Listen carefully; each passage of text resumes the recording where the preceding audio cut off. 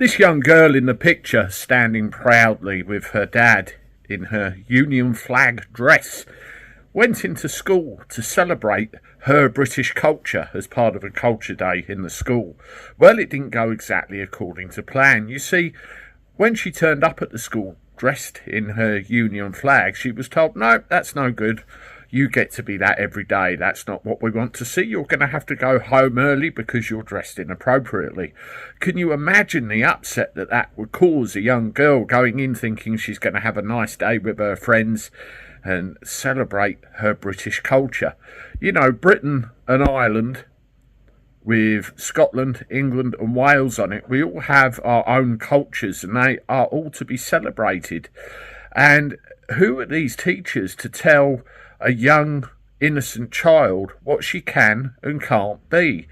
I would say to any parent out there that if you find yourself in a position where your child is segregated because of their views on their culture, even if it's just for one day, you defend them vigorously. You defend their right to be what they want to be nationality-wise and make sure they understand they have every right to be. This is wrong on every level. The school, and you can see from this news article here, appear to be, oh, we've obviously got some problems to sort out. I think it's more like they've had their names splashed all over the media and they're not very happy about it, but we'll see how it goes on. But this is a systemic problem with our education system as a whole, in the way that they appear to promote the idea of multiculturalism, other cultures, other religions.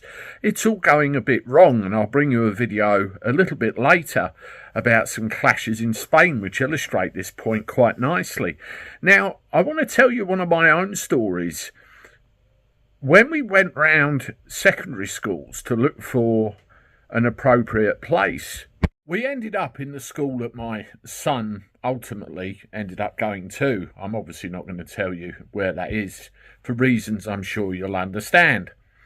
Anyway, one of the classrooms we walked into was the room where they did what we used to call back in the day RE. I think they call it religious studies now.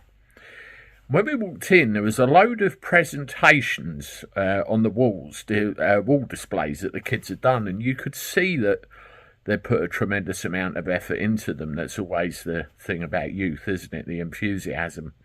And it was all about different religions throughout the world. I suppose in a way, it all comes as part of the culture of each individual area, doesn't it? And I was really taken aback when I saw where Christianity figured in the whole thing. It was in a corner of the room over there, up the back somewhere. And as you walk through in a procession, every other religion was first, and Christianity was right over here, you know, back there somewhere. So it kind of sent a psychological message in a way that it wasn't important. That culture is irrelevant compared with everything else. Back you go. And that kind of subtle thinking, that kind of subtle nudging in a certain direction is what our kids are exposed to every single day in the education system. And it is so wrong.